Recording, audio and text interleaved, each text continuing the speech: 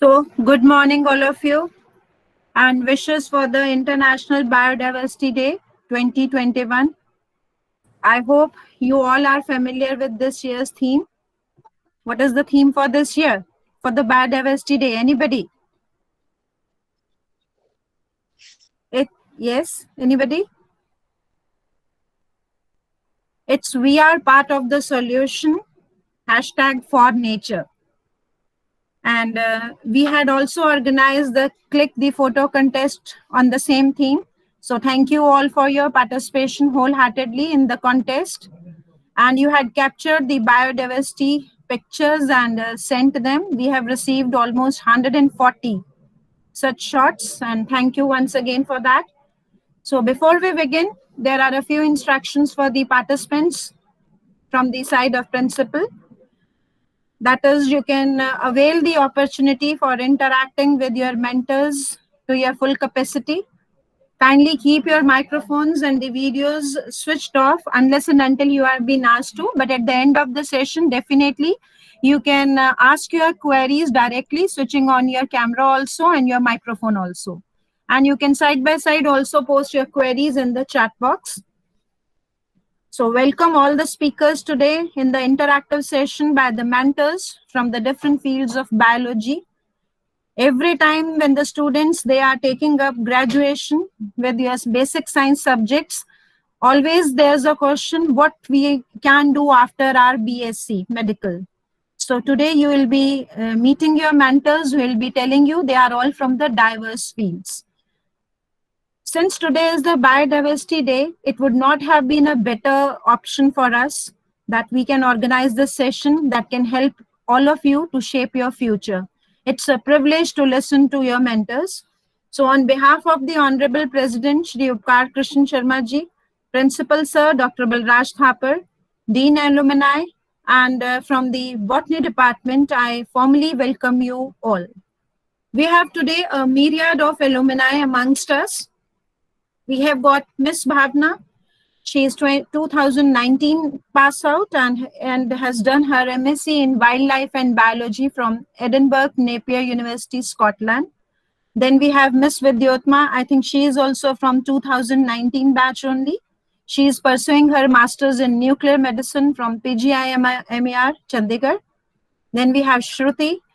She is 2017 batch and Masters in Plant Biotechnology from Department of Genetics and Plant Breeding, Institute of Agricultural Sciences, Banaras Hindu University. Then Mr. Nihar, 2018 batch from Department of Zoology, Punjab University, Chandigarh. And Mr. Jasdeep, again 2019 batch and currently pursuing a Masters in Botany from Department of Botany, Punjab University, Chandigarh. The mentors today will be sharing their success stories with all of you, how they have progressed ahead beyond SD and achieved their goals. And in fact, they will also be sharing you some tips regarding how to crack your entrance exams. So beginning with Ms. Bhavna, followed by Ms. Vidyotma, then Ms. Shruti, Mr. Jasdeep, Mr. Nihar, and they all will be sharing the tips of cracking the entrance exams and also the hurdles encountered, the setbacks faced. Side by side, we will be handling the queries shared in the chat box also. So we begin with the session with Ms. Bhavna. Please share your experiences so that the students can benefit from them. Yeah, sure. Good morning, everyone, and happy Biodiversity Day again. I hope you guys are well and your families are well as well. So I did my bachelor's, as ma'am said, from ST, and then I went to Scotland for my master's in wildlife. I wanted to do wildlife ever since I was 12, and I would participate in ecological contests in college and outside college as well. I did a lot of volunteering with Snow Leopard Trust and Madras Croc Bank. And that was why I always wanted to do this. And I don't think I've ever been that sure in life about something. I met my dissertation professor who also taught me in my master's, Dr. Jason Gilchrist, in Madras. He was working on snakes there, and that's when he invited me to apply to his university. So when you apply for University of Edinburgh, you have to get your sponsorship from a professor, and he provided me that sponsorship. And then I had an interview, and the interview had like all sorts of questions. We were talking about biotechnology. So when you're preparing for an entrance, you can't just stay to the curriculum, you have to go beyond it. I have realized that in college they can teach you how to study something. For example, your third year, so you might be doing your plant collection or flower collection thingies, and that's how the teachers teach you how to taxonomically identify stuff. But then you have to go ahead and look out for new species yourself, and learn to ID from bigger books and use the keys. So you have to prepare for these things yourself. And over the years, I have worked with various organizations here as well in Scotland. In Scotland, I was working with Butterfly Conservation Trust. We were creating wildlife meadows. So a meadow is a patch of native flowers where the wildlife could, like the butterflies or insects, would usually come and pollinate them. And you might have realized this here as well, that we have a lot of non-native invasive species in our parks and stuff. So what these meadows do is that they provide the true native species, like true native plants, a chance to grow, which is mostly denied by the invasive species. And that's how you conserve not just the plants, but also the animals that are attached to it. For example, it usually starts with the basic pollinators like bumblebees and stuff. And and then I worked with Scottish Seabird Organization. We were working on Fidra Isles, and we were working to protect this bird called puffin. I hope everyone has seen one. It's a very cute looking bird, and it's a huge bird actually. But the problem is that it comes to nest only on the Isles, which is 50 kilometers off the coast of the country. So you have to take a boat and go to those Isles, and then those isles are covered with a plant called the mallow tree, which spreads by spores. So you can imagine there's like 4,000 seeds on one plant, and then no matter how hard you try, you cannot eliminate all of them. So you have to keep going back there every 6 months to uproot those plants by hand, because otherwise something will stay in, and you have to be very careful. And just in time for puffins to come and nest there. And how puffins usually nest is that they dig a burrow in the soil. And when they do that, sometimes their beaks would get entangled in the roots, or the marrow won't allow them space to dig a burrow, and they would fail to produce eggs or nest. And that's why their species are declining. And so this was like one of the ways we were tackling them. The government had tried in the past to provide them with the so-called puffin nests, but they would never use them. So they just gave up, and they started sending volunteers in every year, like 7 times a year, which is very hard. But then when you go there at the end of the year and they're puffins with their babies, it's kind of nice, and you feel proud of yourself. And after that, I worked with Madras Croc Bank, which is down in South. And when I say Croc Bank, that's just in the name. They don't let you touch the crocodiles. You have to deal with snakes. And I was dealing with rat snakes. So my mom was always scared that I would die, but they are not poisonous, and she doesn't understand that. So yeah, and you have to pretty much clean their scales off and their scaling, and like just look after them, put geotags on them, run after them. And then I did the crazy thing and participated in the King Cobra project. So the mother cobras were nesting, and I wasn't aware that they usually put their nest under the ground. I always thought that would be in a safe space, like on a tree or something, like a normal snake would. But what cobras in the Deccan Plateau do is they make a pet and they save their eggs in there, because it's always raining and the humidity is so high that the eggs would usually end up being ruined. So they create this pretty nice nest, which is humidity free, like not even water could enter. And if you go anywhere near them, the cobra would bite you. That is it. And it's like hanging on those nests all the time. So you have to stand at a distance and look at them, which is sometimes really nice, but sometimes it could take a lot of your energy because it's not like Discovery Channel. You cannot just fast forward stuff to the pretty things. You have to see all of it. And yes, it would sometimes take up all of your energy.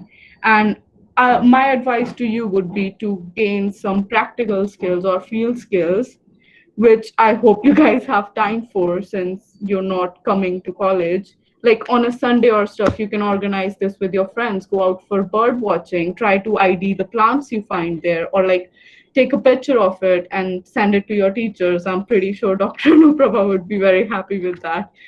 I still send her pictures, and I'm sure she's annoyed by that now. But yeah, and just try to learn as many softwares as you can. Like for a beginning, you can start with QGIS, which is something you will definitely end up using because no matter what kind of project you end up being in, you will be using the geotagging resource, like for an initial bit, but unless you're doing a molecular one, which you won't. But like if you end up in the ecological field, you will be using geosciences. And then you can also learn RStudio, which is very easy.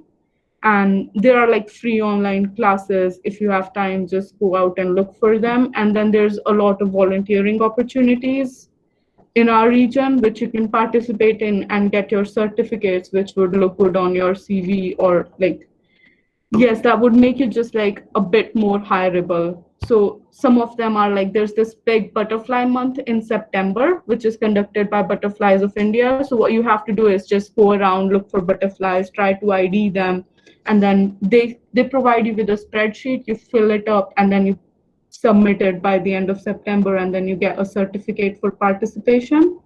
And like if they really like your observations, they kind of upgrade you to a student advisor, which is pretty cool.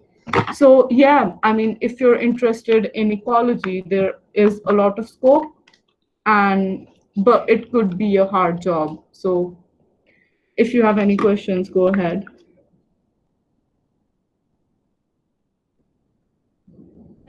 No, it was a well knitted experience. You shared so many things. Definitely practical hand they work out. So now, Miss Vidyotma, you can share your experiences so that in the end we'll be taking up the queries. Firstly, you can all share your experiences. Good morning, everyone. I am Vidyotma, and as you all know, I started my journey from SD College only. So I did my graduation in BSc General Medical from SD College. So when I was in college, I had no clue about nuclear medicine. मतलब मुझे बिल्कुल भी idea नहीं था कि nuclear medicine क्या होता है. इनफैक्ट मुझे आइडिया ही नहीं था कि मुझे करना भी क्या है. मतलब I was so much into extra curricular, तो मैं इतना सोचती भी नहीं थी. बट देन जैसे जैसे लास्ट ईयर मतलब आने लगा, लास्ट सेम आने लगा, so I started giving a thoughts कि मुझे आगे क्या मतलब क्या परस्यू करना है. सो मतलब एंड तक भी मुझे कोई क्लैरिटी नहीं थी. एंड और मतलब मेरे जितने फ्रेंड्स थे they all were into engineering background.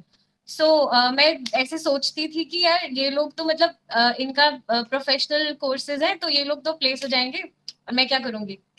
सो मेरा बस एक मतलब मेरा एक गोल यही था कि I have to do some professional course after completing my graduation so that I get a job as soon as possible and I become financial independent. Like सब ऐसे ही सोचते हैं. So I started exploring. तो मैंने बहुत जगह try किया, लाइक बहुत ही डाइवर्स फील्ड्स में ट्राई किया. आई आई मैंने मास कम्युनिकेशन में भी ट्राई किया. मैंने इनफैक्ट मैंने सोचा कि मैं कैट दे दूंगी, मैं एमबीए कर लूंगी तो मुझे उससे भी जॉब मिल जाएगा. तो मैंने बहुत से वैसी चीजें मतलब एक्सप्लोर की उस टाइम पे.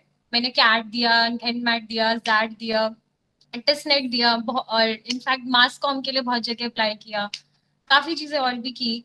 पर इवेंचुअली मुझे एक चीज समझ में आई कि मैं साइंस स्टूडेंट हूं ना, तो it will be better for me to be in my own field. So तब मैंने एडमिशन मेरा हुआ था सबसे पहले थापर यूनिवर्सिटी में इन एमएससी केमिस्ट्री, बट मुझे कोई ऐसी कोर्स नहीं करना था। मतलब आई वाज नॉट श्योर कि I have to do such a course जो मतलब आपको भी पता है कि इंडिया में थोड़ा बहुत मुश्किल है। मतलब मैं ये नहीं बोल रही कि अ, गलत फील्ड है, बट थोड़ा मुश्किल है, बहुत लंबा हो जाता है प्रोसेस। अगर आप ऐसे कुछ कोर सब्जेक्ट्स में डिग्री करो तो थोड़ा प्रोसेस मुश्किल रहता है, आपको नेट क्लियर करना है, देन उसके बाद भी कोई जॉब सिक्योरिटी है या नहीं है। So then मेरे मामा हैं, my uncle, he was he was a cardiologist in PGIMER only. So he did his thesis work in nuclear cardiology, which is a branch of nuclear medicine only.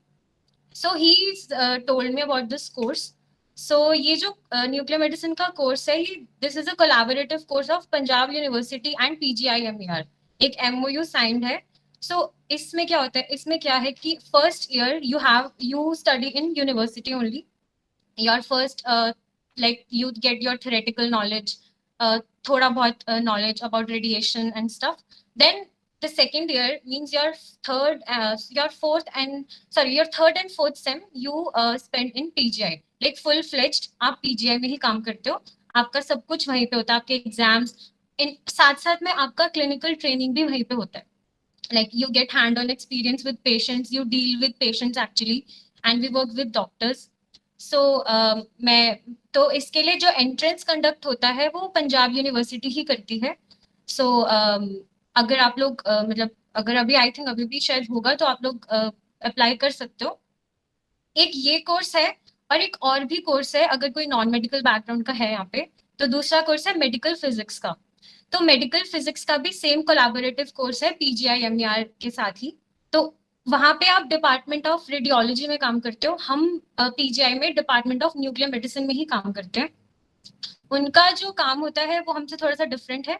हम लोग open sources के साथ काम करते हैं, वो लोग शील्ड सोर्सेज के साथ काम करते हैं, लाइक रेडियोथेरेपी के लिए काम करते हैं। हम लोगों का जो काम है वो है वी यूज रेडियो ट्रेसर्स। हम उनको इंजेक्ट करते हैं in the body of patients, and we have two classifications here in nuclear medicine. One is what we do for therapy purposes, and second is the radionuclides we do for diagnostic purposes. So उन लोगों का काम सिर्फ therapeutic purposes के लिए ही रहता है, हमारा काम थेरेपी प्लस डायग्नोस्टिक प्लस थेरानोस्टिक, यानी जो दोनों चीजें करें।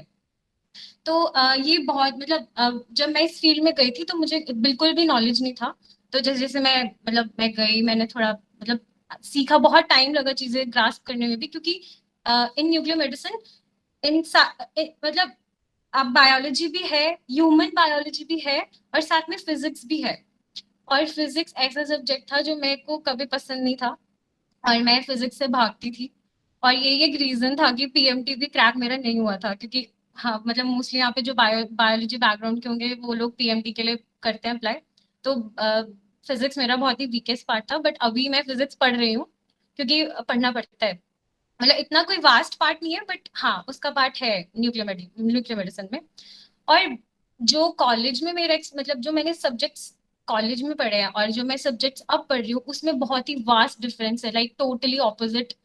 मतलब वहां पे हम प्लांट्स पढ़ते थे, एनिमल्स पढ़ते थे, मतलब एनिमल्स फिर भी थोड़े बहुत सिमिलर है कि ऑर्गन्स वगैरह सेम है, बट बिल्कुल डिफरेंट काम है। और इसके फ्यूचर प्रोस्पेक्ट्स बहुत ही अच्छे हैं। मतलब जब फर्स्ट डे में मैंने स्टेप किया था ना PGI में, तो हमें फर्स्ट डे ये बात बोली गई थी कि आपकी जॉब सिक्योरिटी श्योरली पक्की है। मतलब आप लोग अब चिंता फ्री हो जाओ कि आपका फ्यूचर एकदम सेफ है, क्योंकि न्यूक्लियर मेडिसिन की जो हमारी कम्युनिटी है वो बहुत छोटी है इंडिया में। कुछ 400-500 लोग हैं जो इस फील्ड में काम करते हैं। और फ्यूचर के प्रोस्पेक्ट्स बहुत अच्छे हैं, क्योंकि बहुत हॉस्पिटल्स में वैसे न्यूक्लियर मेडिसिन सेटअप्स बहुत मतलब मोस्टली आपको बड़े हॉस्पिटल्स में मिलते हैं, जैसे कि PGIMR हो गया, एम्स दिल्ली हो गया, जिपमर है, टाटा मेमोरियल है मुंबई में। उसके अलावा डायग्नोस्टिक सेंटर्स हैं। एक पेट हमारे यहाँ पे एक पेट सेंटर होता है और एक होता है स्पेक्ट सेंटर्स जिसमें गामा कैमराज होते हैं। तो ये सब डायग्नोस्टिक पर्पसेस के लिए कैमराज यूज करते हैं हम लोग। तो ये मतलब ये सेटअप्स इंडिया में बहुत आने वाले हैं। इनफैक्ट अभी भी हर हॉस्पिटल इन फ्यूचर प्रोस्पेक्ट हर जगह पे न्यूक्लियर मेडिसिन का एक सेटअप होने वाला है। अभी भी है, पर फ्यूचर में मतलब हर जगह ऑलमोस्ट हर हॉस्पिटल में सेटअप होगा, धीरे धीरे आना स्टार्ट हो गया है। तो एमएससी इन न्यूक्लियर मेडिसिन करने के बाद आप न्यूक्लियर मेडिसिन टेक्नोलॉजिस्ट बोले जाते हो, या फिर आप न्यूक्लियर मेडिसिन फिजिसिस्ट बोले जाते हो। और ये जो हमारा मतलब न्यूक्लियर मेडिसिन का कोर्स है, it is under the atomic energy regulatory board. तो ये उनके अंडर हमारा कोर्स होता है, यूजीसी के अंडर नहीं होता है। और सेकेंड बात कि जब आप न्यूक्लियर मेडिसिन की मास्टर्स करके निकलते हो, तो you have to clear one board exam also, which is also under Atomic Energy Regulatory Board. That is for RSO Level 2. RSO is Radiological Safety Officer Level 2. तो जब आप ये क्लियर कर लेते हो, तो आप एक्चुअली में न्यूक्लियर मेडिसिन फिजिसिस्ट, आपका टाइटल हो जाता है कि आप न्यूक्लियर मेडिसिन फिजिसिस्ट हो। और आरएसओ के तो इस फील्ड में आपको गवर्नमेंट जॉब्स भी बहुत है, और मतलब प्राइवेट जॉब्स तो है ही है। तो और बहुत ही डिसेंट अमाउंट ऑफ सैलरी भी मिलती है, जो कि बहुत मेरा गोल था कि मैं एकदम निकलूं तो मुझे जॉब मिल जाए। तो मतलब बहुत ही अच्छा फील्ड है। अगर कोई और सिर्फ 10 सीट्स ही हैं, वैसे और भी बहुत सारे इंस्टीट्यूट्स हैं जो एक कोर्स मतलब जहाँ पे कोर्स परस्यू कर सकते हो आप पीजीआई के अलावा भी। जैसे आईआईटी खड़गपुर में भी ये कोर्स है, मणिपाल यूनिवर्सिटी में ये कोर्स है एमएससी, और जिपमर में है, टाटा मेमोरियल में है, और पीजीआई लखनऊ में भी ये कोर्स है। आप लोग अगर परस्यू करना चाहते हो तो आप वहां से भी कर सकते हो। अभी रिसेंटली शायद इस बैच के बाद ये वाला एमओयू शायद खत्म हो जाएगा पीजीआई, मतलब ऐसे सुनने में आई एम नॉट श्योर। तो अगर तो ये कंटिन्यू रहा तो प्लीज आप एक एग्जाम देना, अगर नहीं रहा तो फुल फ्लेज्ड ये कोर्स ना पीजीआई ही अब चलाना स्टार्ट कर देगी आने वाले सालों में। तो आप उधर पीजीआई का ही फिर एंट्रेंस होगा, तो आप उधर भी अप्लाई कर सकते हो इसके लिए। तो मतलब अच्छा आएगा फी, मतलब बहुत इंटरेस्टिंग है। तो कोई अगर इंटरेस्टेड है तो आप लोग जरूर ये परस्यू करना। Thank you. Thank you so much, Vidyotma. It was great learning something new, because ये बिल्कुल हटके है, तो बच्चों के दिमाग में हमेशा डाउट्स होते हैं कि पता नहीं इसका फ्यूचर स्कोप है या नहीं, बट यू वेल एक्सप्लेन कि उसका बहुत अच्छा स्कोप है। Next, Shruti, can kindly you come on the screen and share your experiences? Yes. Thank you.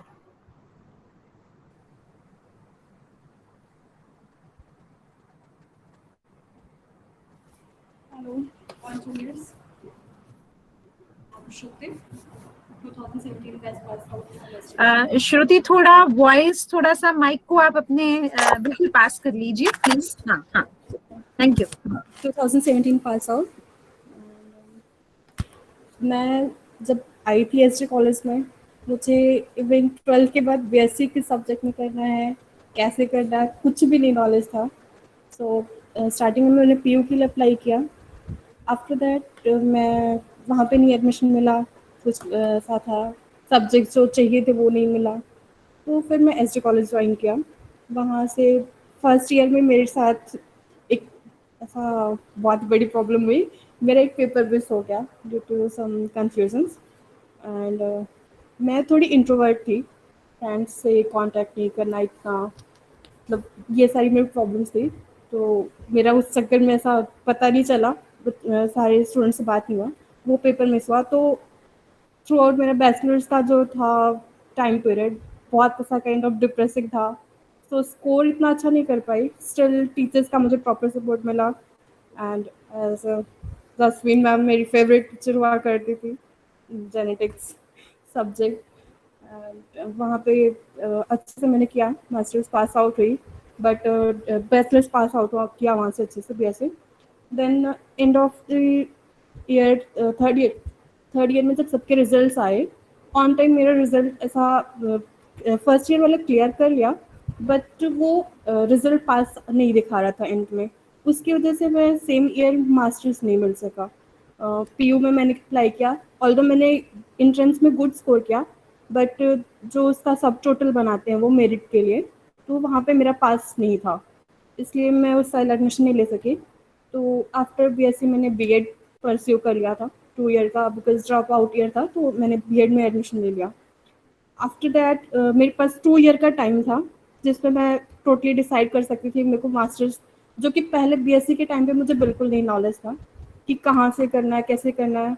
And since मैं इंट्रोवर्ट नेचर, मैं सीनियर से भी कभी नहीं इंटरेक्ट कर पाती थी कि आगे क्या परस्यू करना है, कैसे कर, सब्जेक्ट्स क्या हो सकते हैं, मास्टर्स कहाँ से कर सकते हैं, कोई भी नॉलेज नहीं था।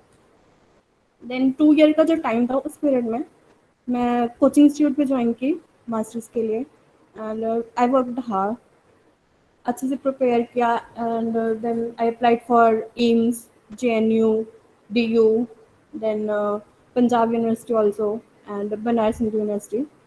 So I cracked for this exam, and currently I'm pursuing masters.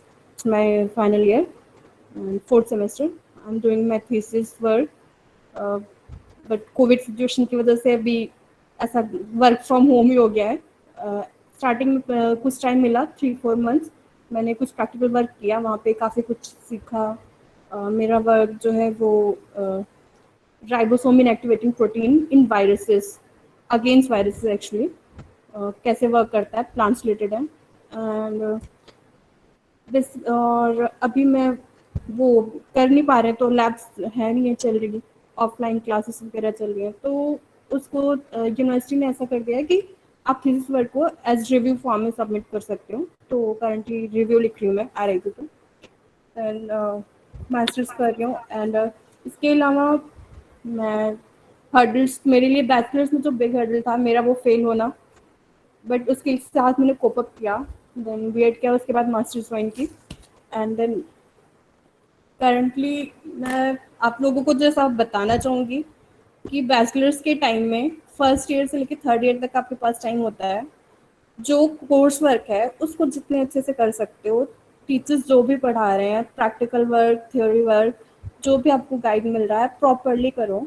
उसके अलावा आप ऑथर बुक्स वो भी पढ़ो अगर आपको फर्दर मास्टर्स करना है इन लाइफ साइंसेस.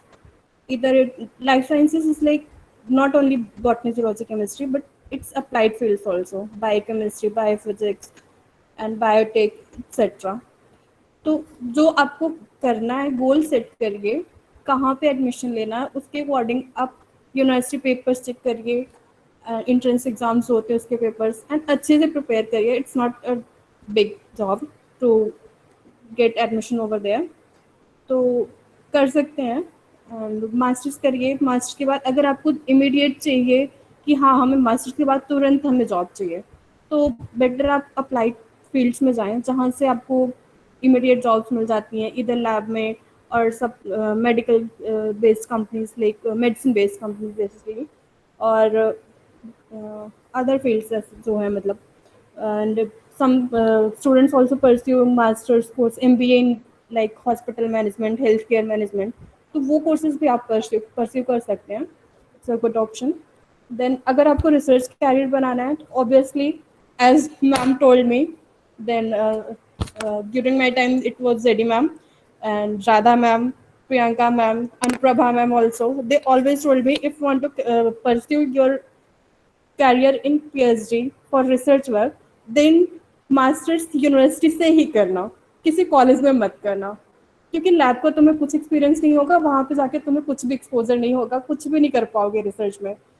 तो ये भी मेन रीज़न था मेरा कि मैं BSc के बाद तुरंत किसी कॉलेज से नहीं मास्टर्स की, मैं यूनिवर्सिटी के लिए वेट की और मैंने B.Ed किया, जो कि ऐसा कभी मेरा करियर गोल नहीं था. एंड बट अभी मैं BHU में हूँ, लैब्स अच्छी हैं यहाँ पे, टीचर्स बहुत सपोर्टिंग है. मेरा जो यहाँ पे सब्जेक्ट है प्लांट बायोटेक है, tissue culturing, protein extraction, DNA RNA extraction, ये सारी चीज़ें रन करना, जेल रन करना, ये सारी टेक्निक्स मैं रन कर रही हूँ. Spectroscopy, PCR and all things. तो बेसिकली आप डिसाइड करो क्या करना है, उसके साथ फिर जो चीज़ें हैं उसको सर्च करो. आज के टाइम में तो आपके पास ऐसा डेली का 1.5 GB डेटा है, तो आसानी से आप गूगल कर सकते हो क्या करना है, स्टडी मटेरियल कोर्स के लिए चाहिए क्या, सिलेबस क्या है, क्वेश्चन पेपर पढ़ो और आसानी से जो भी करना है अपने से सेट करो. एंड किसी को कोई भी डाउट है तो ऐसा पूछ सकते हो, एज मैंने बोला है गेम में. एंड मेरे से एनी टाइम आप लोग जूनियर्स हो तो कांटेक्ट कर सकते हो. मैं नहीं क्यों सीनियर से कांटेक्ट, बट आप कर सकते हो, एनी टाइम में गाइड कर सकती हूँ क्या करना है आपको. Okay, thank you. Thank you so much, Shruti, and we are so proud of you and in fact you have directly communicated one thing to them. इनके दिमाग में यही होता है कि पता नहीं हम ये करेंगे, हम कहीं फेल ना हो जाएं. फेलियर वर्ड कोई होता ही नहीं है. ये life is always a roller coaster. कभी कोई चीज जो हम चाहते हैं उस वक्त नहीं मिलती, थोड़ा टाइम बाद मिल जाती है, बट ऑलवेज अगर आप हार्ड वर्कर हो और डेडिकेटेड हो, definitely you will be achieving your goal. Thank you so much once again. Hanji, Nihar, Mr. Nihar, can I have you on the screen now? Yes ma'am. Hanji, hello Hanji. Hello, ma'am, ji. मेरी आवाज आ रही है? Hanji, Hanji, sure. हाँ जी, हाँ जी. Okay, hello everyone. I hope आप सब लोग अपने घर पे सेफ हैं, सुरक्षित हैं, and सारे प्रिकॉशंस ले रहे हैं. और जैसे कि मैम ने बताया कि मेरी जो बीएससी हुई है वो एसडी कॉलेज से ही हुई है और मैं 2018 पास आउट हूँ. देन मैंने पीयूसीईटी का एग्जाम क्रैक करा. जोलॉजी मैंने सब्जेक्ट चूज किया था और देन मेरा उसमें अच्छा रैंक आया. मेरा 4th रैंक आया था उसके अंदर. और देन फिर मैंने अपना मास्टर्स परस्यू किया जोलॉजी के अंदर. सो मैं इतना कहना चाहूंगा स्टार्टिंग में तो कि जब मैं बीएससी करने के लिए आया था तो मैंने फॉर्म भी अपनी मर्जी से नहीं भरा था. मेरा था माइंड में कि नहीं यार, मेरे को एमबीबीएस ही करनी है. और तो मैं ड्रॉप कर चुका था, मेरा तब भी नहीं हुआ. मैं 4 मार्क्स से रह गया था. मेरे को फिर भी था कि नहीं यार, एक बार और ट्राई कर लेंगे. बट पापा ने कहा चल तू कोई बात नहीं, तो एक बार फॉर्म तो भर ले, अगर नहीं तेरा मन होगा तो मत करना. और फिर मैंने फॉर्म भरा और देन मैं एसडी कॉलेज के अंदर आया. तो मेरा पहला साल तो ऐसे ही निकल गया इसी माइंड सेट लेकर के, अरे यार मुझे बीएससी नहीं करनी थी और मुझे तो एमबीबीएस में जाना था. और मैं ये यहाँ पे कहाँ गया. ऑल्दो ऐसा नहीं है कि मैंने एंजॉय नहीं किया उस साल को. फिजिकली मैं था, मैं क्लासेस भी आता था, मैंने टीचर से भी इंटरेक्ट करा और हम ट्रिप पे भी गए. सब बढ़िया था. पर कहीं ना कहीं मेंटल लेवल के ऊपर मेरे को यही था कि अरे यार, मैं यहाँ क्यों आ गया, ये तो मुझे नहीं करना था. मेरे को तो जाना था डॉक्टर बनने के लिए, मैं यहाँ पे कैसे आ गया. बट गाइस, इस पर्टिकुलर बात में एक ही बात छुपी हुई है कि जितना जल्दी आप मूव ऑन कर लोगे, जो भी चीज आपके साथ नहीं हो पा रही है जिसको आप करना चाहते थे, तो आपका जो प्रेजेंट टाइम है उसको आप उतने ही बेटर वे में एंजॉय कर सकते हो, जो कहीं ना कहीं मैं थोड़ा सा मिस कर गया. तो ऑल्दो अभी ऐसा मैंने कुछ बहुत बड़ा काम तो नहीं करा है कि मैं आपसे बहुत कुछ शेयर कर पाऊँ, पर मैं आपसे अपनी जर्नी शेयर करूंगा ताकि उसमें जो मैंने मिस्टेक्स करी हैं थ्रू आउट द जर्नी, मैं चाहता हूँ कि आप लोग जो हो वो सब मिस्टेक्स को ना करो. और क्या पता कुछ लोग ऐसे भी हों जो मेरी बातों से थोड़ा बहुत रिलेट कर सके. तो मेरा पहला साल ऑलमोस्ट ऐसे निकल गया था. मतलब यूं मान के चलो आपकी सेकंड सेमेस्टर के बाद मुझे लगा कि नहीं यार चलो ठीक है, ओके हो गया जो होना था, अब हम इसको आगे देखते हैं, आगे बढ़ते हैं. बीएससी में आए कोई बात नहीं, इसको अच्छी ढंग से करते हैं. तो फर्स्ट ऑफ ऑल तो कॉलेज के अंदर आना ही अपने आप में एक डिफरेंट एक्सपीरियंस होता है. क्योंकि जैसे मेरा डमी स्कूल था तो मैं 10th के बाद तो स्कूल में ही नहीं गया था. 11th 12th मैंने डमी से की. तो उसके बाद एकदम से कॉलेज में आना एक बड़ा ही चेंज हो जाता है कि वो सिस्टम नहीं रहता कि आपको ड्रेसेस पहन के अपना एक प्रॉपर ड्रेस पहन के स्कूल में आना है कुछ. और ऐसा वैसा माहौल नहीं होता. आप बड़ा डिफरेंट सा माहौल होता है स्कूल के, अगर स्कूल से हम देखें तो कॉलेज का. सो धीरे धीरे मैंने खुद को अपने मेंटल लेवल को ठीक रखा कि नहीं है चलो अब इसको में आगे बढ़ते हैं, इसी को करते हैं परस्यू. पर हमेशा से मेरा एक, अब मुझे नहीं पता ये मेरा फ्लॉ है क्या है, मैं हमेशा ही एक पर्टिकुलर फ्लो में चलता हूँ. मैंने कभी ऐसे प्री प्लान नहीं किया किसी भी चीज को कि हाँ अब आने वाले टाइम में ऐसे करना है या वैसे करना है. इवन कि जब हमारा बीएससी का हमारा लास्ट एग्जाम था 6 सेमेस्टर का, उस पॉइंट तक भी मैं ही नहीं जानता था कि अब मुझे आगे क्या करना है. मुझे नहीं पता था. क्योंकि 31 मई को हम क्या बोलते हैं हमारा लास्ट पेपर था और 10 जून को हमारा पीयूसीटी एग्जाम था. ऑल्दो मैंने फॉर्म तो भरा था, फॉर्म सारे भरते हैं, ऐसा कोई नहीं जो फॉर्म नहीं भरता होगा कि चलो फॉर्म भरने में तो क्या है. पर मैंने भी ऐसे ही फॉर्म भर दिया कि चलो यार सारे भरे मैं भी फॉर्म भर देता हूँ. तो मेरी कोई भी तैयारी नहीं थी. और मैं जो भी आपसे शेयर करने वाला हूँ इसको फॉलो मत करना, क्योंकि ये चीज़ सिर्फ मेरे साथ काम कर गई है. मुझे लगता नहीं कि ये चीज़ सबके साथ काम करने वाली है. तो 31 को मेरा लास्ट एग्जाम था 6 सेमेस्टर का. वो देने के बाद सिर्फ 10 डेज का गैप था उसमें बीच में पीयूसीटी के एग्जाम में. और मैं एग्जाम को छोड़ के 3 दिन के लिए चला गया घूमने के लिए दिल्ली, कि चलो यार हमारी बीएससी पूरी हुई है, चलो दिल्ली चलते हैं. वो भी इतनी ज्यादा गर्मी में मैं चला घूमने के लिए. 3 तारीख को मैं वहां से वापस आया हूँ. मेरे पास सिर्फ 7 डेज थे तैयारी करने के लिए. फिर मेरे दिमाग में थोड़ा सा ये खनका के अरे यार अब अगर कुछ नहीं हुआ, मैं पहले 1 साल ड्रॉप कर चुका हूँ, अब कुछ नहीं होएगा फिर 1 साल ड्रॉप करना पड़ जाएगा. तो चलो जो मेरे पास टाइम बचा हुआ है 6-7 दिन का, इसमें अच्छी तैयारी करते हैं. तो मैंने एक सीनियर से पूछा कि दीदी आपने कौन सी बुक रेफर की थी. ऑल्दो मैं उस बुक का नाम भी भूल चुका हूँ. तो फिर मैंने उनसे वो बुक लेकर उसको फोटो सेट करवाया और 7 डेज मैंने ऐसे पढ़ाई करी जैसे दिन 9 या रात में। और देन फिर एग्जाम देने गया। और लकीली मेरे साथ क्या हुआ, जिन टॉपिक्स पे मेरे अच्छा जो मेरा फोर्टे था, जिनको मैंने बहुत टाइम से पढ़ा था उन 7 दिनों के अंदर, लकीली वैसे ही क्वेश्चंस या उस टाइप के क्वेश्चंस आए हुए थे, जिसकी वजह से मेरा बहुत अच्छा स्कोर आया, जिसकी वजह से मेरा बहुत अच्छा स्कोर हुआ और एक अच्छा रैंक आया और मुझे अपना यूनिवर्सिटी के अंदर मिल गया एडमिशन। पर ये चीज सबके साथ लागू नहीं हो सकती है कि हर बार ऐसा पॉसिबल नहीं होगा कि जो आपने पढ़ा हो वही आपके एंट्रेंस में आए। तो मुझे लगता है पीयूसीटी क्रैक करने का एक ही बड़ा बेसिक सा वे है कि अगर आपके इस 3 साल में बेसिस क्लियर है, क्योंकि हम सब कुछ वही पढ़ते आ रहे हैं, इसमें सब कुछ जो हमने 11th 12th में बायो पढ़ी है उसी का ये वास्ट वर्जन है जो हम आगे जाके पढ़ते हैं बीएससी के अंदर। तो अगर हमारे बेसिक क्लियर रहते हैं स्टार्टिंग से लेके एंड तक, नो डाउट, ऐसा नहीं कि मैं कहता हूँ कि आप बहुत ज्यादा पढ़ो, क्योंकि मैं खुद बहुत ज्यादा स्टूडियस नहीं था, पर ये था कि मेरे बेसिक क्लियर थे। तो अगर आपके बेसिक क्लियर रहते हैं तो आप किसी भी एंट्रेंस को बहुत इजी वे में क्रैक कर सकते हो। बस एक ही शर्त है कि आपको थोड़ा सा प्री प्लान करना पड़ेगा। जैसे कि मैंने प्री प्लान नहीं किया, पर मेरे साथ फिर भी वो सब चीजें मेरे फेवर में चली गई। पर हर चीज आपके साथ भी फेवर में जाए बिना प्री प्लान करे, वो चीज पॉसिबल नहीं है। तो जो मैंने गलती करी कि मैंने प्री प्लान नहीं किया, मैं आप लोगों को ये बोलूंगा कि अगर अभी आप फर्स्ट ईयर में है, सेकंड में है, या अगर आप थर्ड ईयर में, या अगर आप थर्ड ईयर के अंदर भी हैं, तो प्लीज थोड़ा प्री प्लान करिए कि आपको आगे करना क्या है, आप किस फील्ड में जाना चाहते हो, थोड़ा सा एक्सप्लोर करिए। मैंने एक्सप्लोर नहीं किया था। मेरे को तो ये था कि मुझे जोलॉजी पसंद थी, तो मैंने जोलॉजी का एंट्रेंस दे दिया, मेरा क्रैक हो गया तो मैंने जोलॉजी कर ली। मैंने कुछ भी प्री प्लान नहीं किया था। पर आप लोग कर सकते हो, क्योंकि हमको लगता है कि भाई हम आ गए हैं बीएससी में, इसके बाद कुछ है नहीं, पर इसके अंदर भी बहुत सारी फील्ड्स हैं, बहुत बहुत बहुत सारा स्कोप है। अगर आप थोड़ा सा एक्सप्लोर करोगे, पहले आपको खुद तो एक्सप्लोर करना है कि आपका इंटरेस्ट क्या है, कि आप क्या करना चाहते हो। ये नहीं कि मेरा दोस्त ने अगर जोलॉजी में लिया तो मैं जोलॉजी कर लूँ, मेरे फ्रेंड ने बॉटनी में लिया तो मैं बॉटनी कर लूँ, ऐसा नहीं है। आपका इंटरेस्ट क्या है, आप अंदर से क्या चाहते हो, आपको क्या पढ़ने में मजा आता है। कई लोग ऐसे भी हैं जो बीएससी करने के बाद गवर्नमेंट जॉब्स की तैयारी करते हैं, वो क्या बोलता है कि नहीं करते परसों एमएससी को, जिसकी कोई बुरी बात नहीं है। उनको लगा कि अब उनको गवर्नमेंट जॉब की तैयारी करनी चाहिए, तो वो लोग कर रहे हैं, तो वो उसकी तैयारी शुरू कर देते हैं। तो आपको अपना इंटरेस्ट देना है कि आपका इंटरेस्ट किस, आपका जो इंटरेस्ट है वो किस जगह के ऊपर है। देन आप एक्सप्लोर करो कि और हम कर क्या सकते हैं, क्या फील्ड्स हैं। मुझे अगर अगर मुझे मास्टर्स करनी है तो उसमें क्या क्या फील्ड है, मुझे टिपिकल जोलॉजी बॉटनी से करनी है या मुझे किसी और डिफरेंट फील्ड से करनी है। जैसे अभी विद्योत्मा ने बताया कि वो न्यूक्लियर मेडिसिन से करिए, जो कि अपने आप में एक बहुत अच्छी फील्ड है, पर बहुत लोग इसके बारे में नहीं जानते हैं। लकीली उसके अंकल जी थे उस फील्ड में, तो उन्होंने उनको गाइड करा, पर हम लोग नहीं जान पाते हैं। तो थोड़ा बहुत एक्सप्लोरेशन बहुत जरूरी है चीजों का। तो प्री प्लान करिए चीजों को, ताकि इजी हो जाए आपको कि आपको आगे चल के जाना कहाँ है। और थोड़ा सा मैं बताता हूँ कि फर्क क्या है बीएससी जो मैंने कॉलेज से करी, देन मैंने अपनी जो एमएससी करी यूनिवर्सिटी से। तो नो डाउट कॉलेज भी बहुत अच्छा होता है, ऐसी बात नहीं, कॉलेज में कोई बुराई है, पर कॉलेज के अंदर हम थोड़ा लैब वर्क उस लेवल पे नहीं कर पाते हैं जो लैब वर्क यूनिवर्सिटी के अंदर होता है।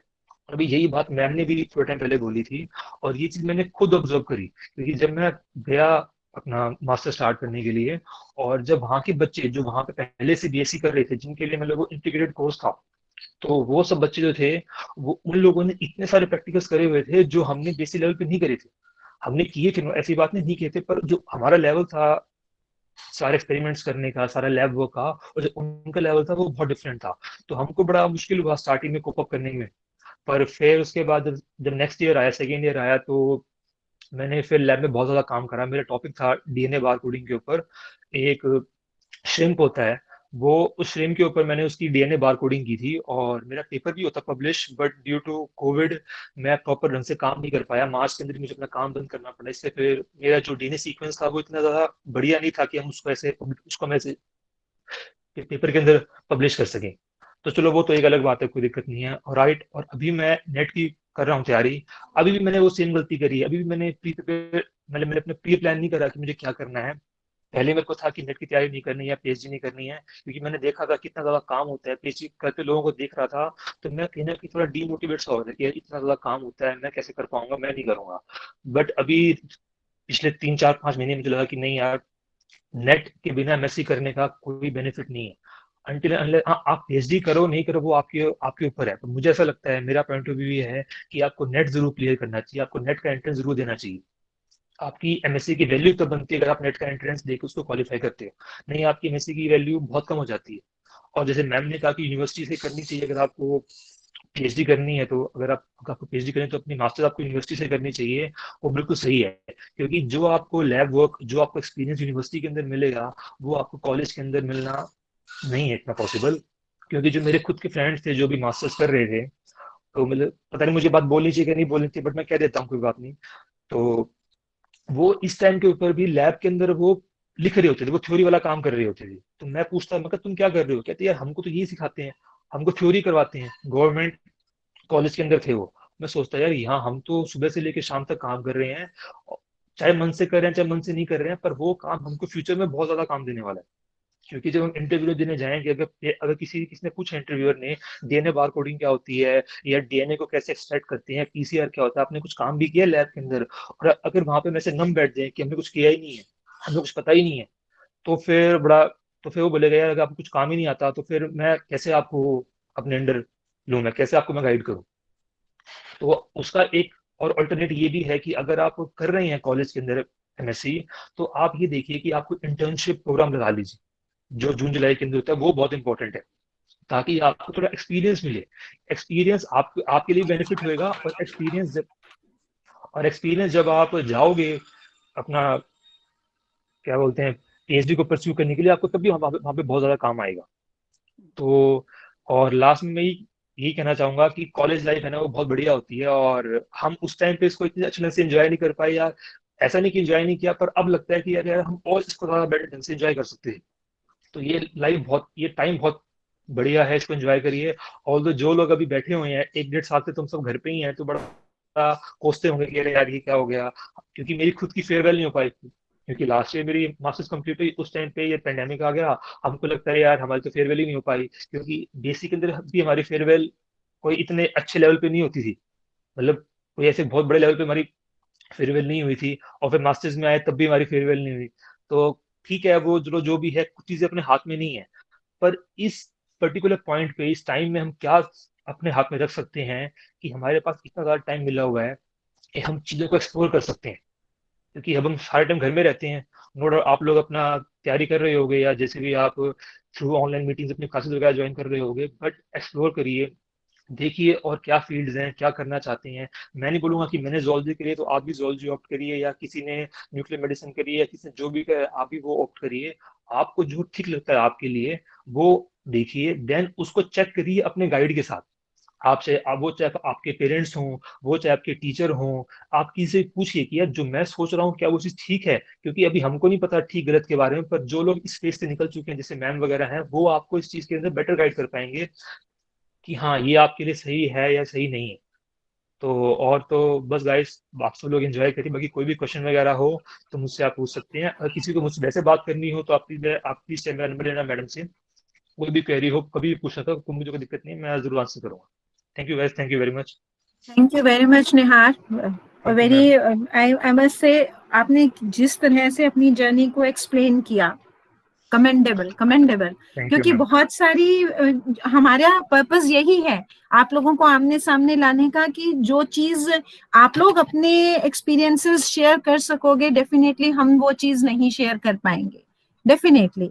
So next in the line is Mr. Jasdeep, who is pursuing his master's in botany from Punjab University. He also cracked the Punjab University CET exam, so he'll be sharing his experiences. Mr. Jasdeep. Oh, ma'am, am I audible? Yes, you are very much audible, Jasdeep. Yes. Okay, so a good morning to each and everyone present in this seminar meeting or counseling meeting. My name is Jasdeep Singh, and I did my graduation from SD College, Chandigarh, in BSc Medical. And during the BSc Medical, I always wanted to join BSc Medical. There was no single aim in my mind that I want to become a doctor. Because mostly students का क्या होता है कि +2 के बाद +1 +2 के बच्चे पे एक pressure होता है that this is a medical student, okay, you are going to become a doctor. It was not in my case. It was from the very childhood I am watching documentaries of David Attenborough, documentaries on Discovery and National Geographic, and teachers in my school. This sparked my interest that I want to be a teacher. I want to nourish the young minds. and I want to change the young minds, because there are so many discrepancies in the teaching in our country, and I wanted to do the research in the future. So I uh, got admission in BSc Medical in SD College, and I was very much happy that I got admission in BSc Medical. And from the very first year to the last of semesters, to the sixth semester, I was involved not only in the academics. My focus was just not only on the academics. My focus was on the overall development of my, because growth is needed. There is a growth, like we are living organism, a continuous growth is needed. It can be slow or it can be a progressive growth, right? So I participated in each and every it dep- okay, so I was reading the message.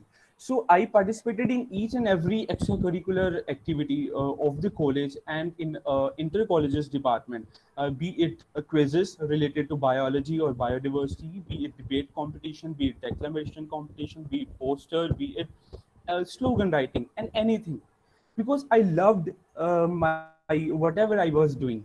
So during when I was in second year, there was a workshop in our college. Dr. Jasween Dua ma'am and Dr. Jasween Dhawan ma'am, they were the organizers of Foldscope. It's a pocket microscope. You can use it to see the tiny or microscopic world. So I attended that workshop, and I was so curious that okay, I want to do research in this field. Like pollen grains, they have always fascinated me. That how, what kind of interaction is between a pollinator and a plant. So I worked on the pollen grains with the Foldscope, and I published on the Foldscope or the Winnower. I worked on the butterflies' wings, and I studied their scales. And during the course of my graduation, my main focus was on this, that I have DSLR camera, so I was documenting wildlife of my hometown. I was documenting biodiversity of my hometown. So there is a interest. सबका अपना अपना interest होता है, and ये मेरा interest था. मैंने अपने इंटरेस्ट को हमेशा से जितना जल्दी मैंने नरिश करने की कोशिश की है. मेरे को लगता है सभी को अपना इंटरेस्ट ऐसे ही देखना चाहिए, because each of you has the potential. हम इन्फ्लुएंस हो जाते हैं बाकियों से कि okay he is becoming doctor, कि मेरे पर भी प्रेशर है, मैंने डॉक्टर बनना है, he is going into the engineering. It's not like that. Each and every of you should know your worth, should know your and explore your interest. So my interest was that I want to go in the teaching, I want to go in the research, and I want to involve in the movements, like how the climate change is happening, and what the government is doing. And education is not mere on academics. Education is not mere on your extracurriculars. It is your development, how you are presenting when you are in a meeting, when you are protesting against the government for the climate change, and the government is not taking actions. You have to be that much bold, so that okay, they should know that he has facts, she has facts. So but during my third year, I somehow couldn't continue my project on pollen grains and butterflies, and there was a constant guilt in my mind that I am discontinuing this project. And मैं जसवीन दुआ ma'am को आंखों से आंखें मिला के नहीं देख सकता था, because I was doing a good job. There was appreciation coming from the different backgrounds, and but one thing I would like to mention, that I will go into teaching, I will go into research. This is my professional life, and in the context there is our personal life. And since the lockdown started, there is a very a focus on the mental health. I was going through a very difficult phase of my life in my personal life. So, and that personal life phase, it dominated my professional life, and I couldn't do it anything at that time. So there was a constant guilt that कि मैं जसवीन दुआ ma'am के साथ काम नहीं कर पा रहा हूँ pollen grains के ऊपर, butterflies के wings के ऊपर. So I ended up with very good marks in graduation, and very achievements in extracurricular, but my project is pending. So there is a guilt. But I wanted to go for the zoology. I am more interested about the birds. I'm documenting the birds of my hometown. I'm documenting the butterfly species. I have worked on 38 butterfly. I have documented 38 butterfly species of my hometown.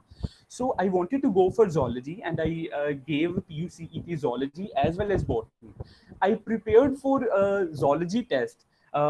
During my after 6th semester, जब आपको 10 दिन मिलते हैं, I prepared for my zoology test, and I didn't turn a single page of my botany subject, and uh, I cracked the botany entrance with the 10th rank, and I cracked the zoology exam with 33 rank.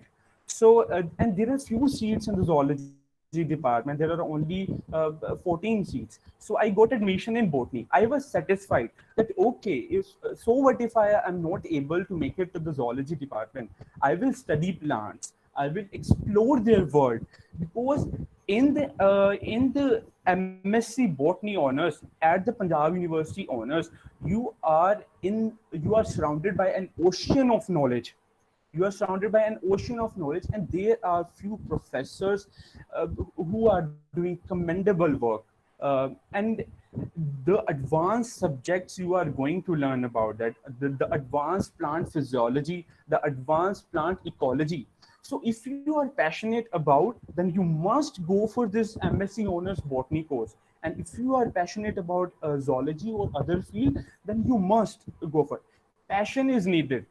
आपने MSc में admission ले ली, और and you are just studying, and you are not presenting yourself, you are not documenting other work. This is not going to help you in the long way. And I at the present moment, बच्चों का क्या होता है कि MSc के बाद job security चाहिए. Even in my case, students who come from middle class family backgrounds, they want to be financially independent as soon as possible. So in my case, I want to be financially independent. I want to go for teaching, but I don't want to discontinue from studying or research work. They should go hand in hand. I didn't want to make it a mistake like as I made in my graduation degree by discontinuing my pollen project or butterfly project. But it's okay. That it's totally okay. Like when you come to a college, the teachers, the school teachers, they have embedded the seeds in your body. They have embedded the seeds in your body, and by that time you are growing. And when you are in your college life, you become in a reproductive phase. You are bearing buds, right? And that bud, you are going to bloom, and this bud is going to bloom. You are the bud, and you have to know your potential, that how you are going to bloom.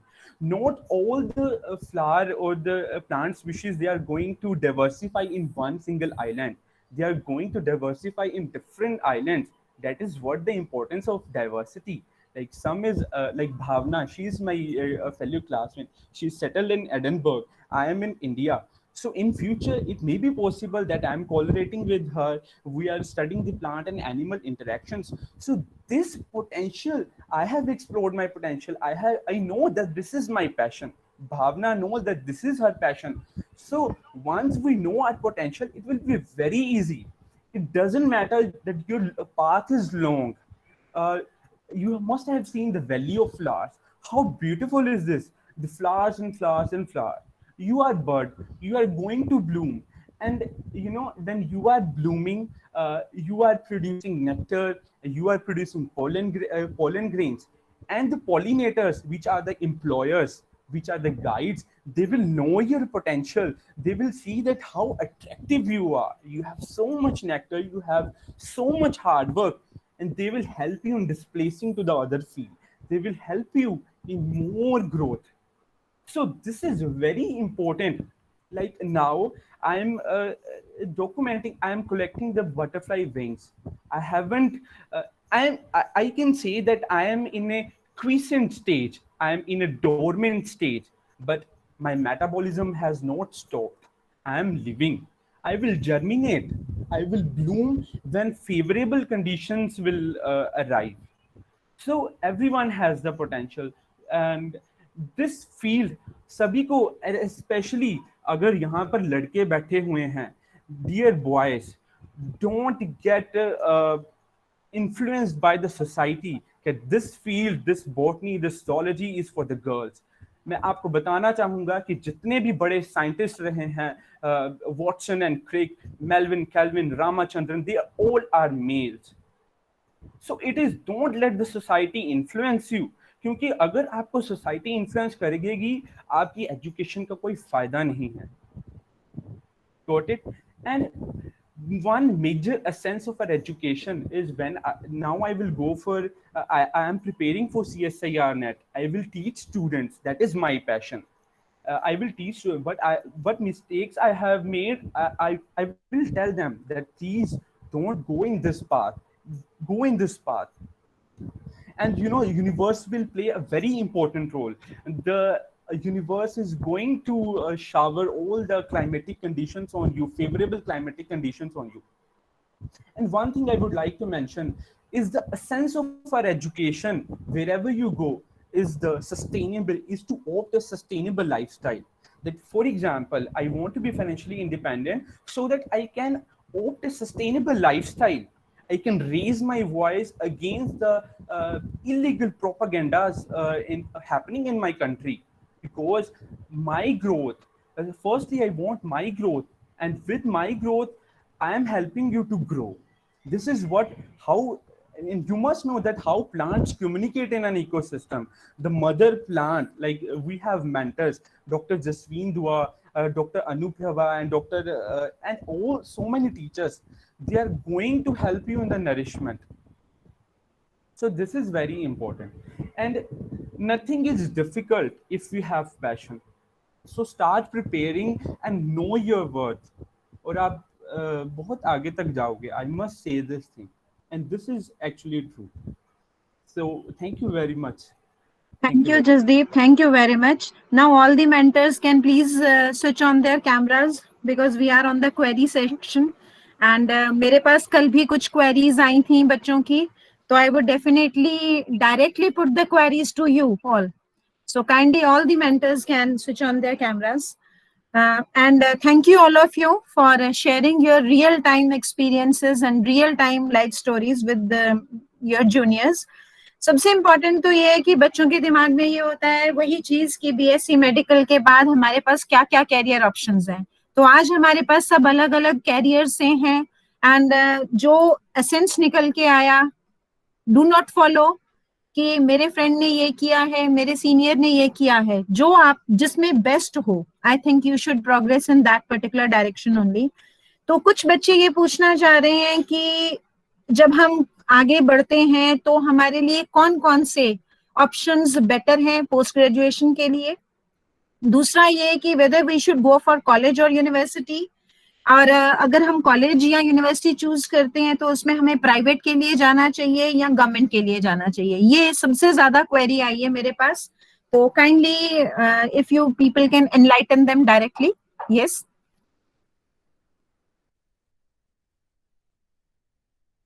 हाँ जी, आप में से आप लोग please अपना microphone on कर लीजिए. बच्चों को आप खुद अपने एक्सपीरियंस से ये इस चीज का जवाब दीजिए प्लीज.